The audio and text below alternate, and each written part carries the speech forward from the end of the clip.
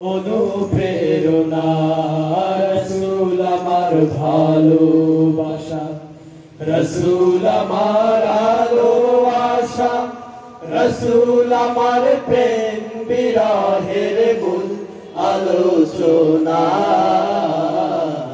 রসুল আমার কাজে কর্মে অনুপ্রেরণা।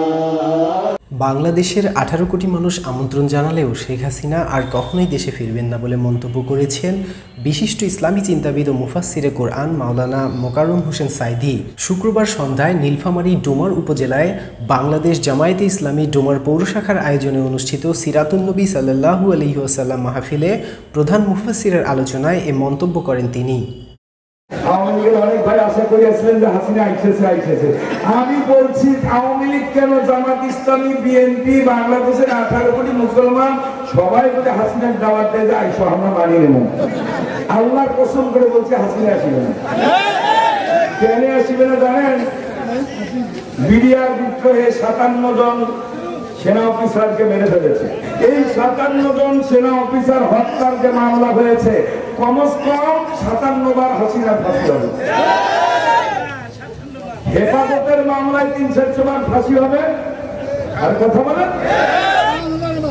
আর এই বর্তমানে এই যে আন্দোলনে আমরা আজকে মুক্ত হইলাম, এই আন্দোলন নির্বিচার আমাদের কলিজার টুকরা ছাত্রদেরকে গুলি করে হত্যা করা হয়েছে। এই আসামি হাসিনা হবে, আর এই মৃত্যুদণ্ডের আসামি এদের হত্যার 100 বার ফাঁসি হবে। ডোমার বাজার বাটার মোড়ে অনুষ্ঠিত মাহফিলে আরও উপস্থিত ছিলেন জেলা জামায়াতে আমির মোহাম্মদ আব্দুর রশিদ, সাবেক ভাইস চেয়ারম্যান মাওলানা আব্দুল হাকিম, ডোমার উপজেলা আমির খন্দকার আহমাদুল হক মানিক প্রমুখ। এ সময় মহানবী হজরত মুহাম্মদ সাল্লাল্লাহু আলাইহি ওয়াসাল্লামের জীবন ও কর্ম নিয়ে বিশদ আলোচনা করেন বক্তারা। অন্যদিকে নাতে রাসূল পরিবেশন করেন ডোমার সাংস্কৃতিক কেন্দ্রের শিল্পীরা। ছাত্র জনতার আন্দোলনের পর নানা চ্যালেঞ্জ ও করণীয় সম্পর্কেও আলোচনা করা হয় এতে। আমাদেরকে কোনো কাজেই সহজ মনে করা যাবে না।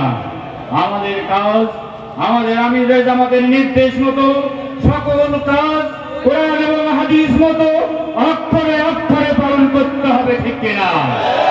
যতই আমাদের নেতাদেরকে ফাঁসি দেন না কেন, যতই হাজার হাজার জনশক্তিকে পঙ্গু করে দেন না কেন, আমরা এই বছর অভিযোগ থাকবো, ইনশাআল্লাহ আজই থাকবো এবং সামনের দিকে এর গতি বৃদ্ধি পাবে ইনশাআল্লাহ।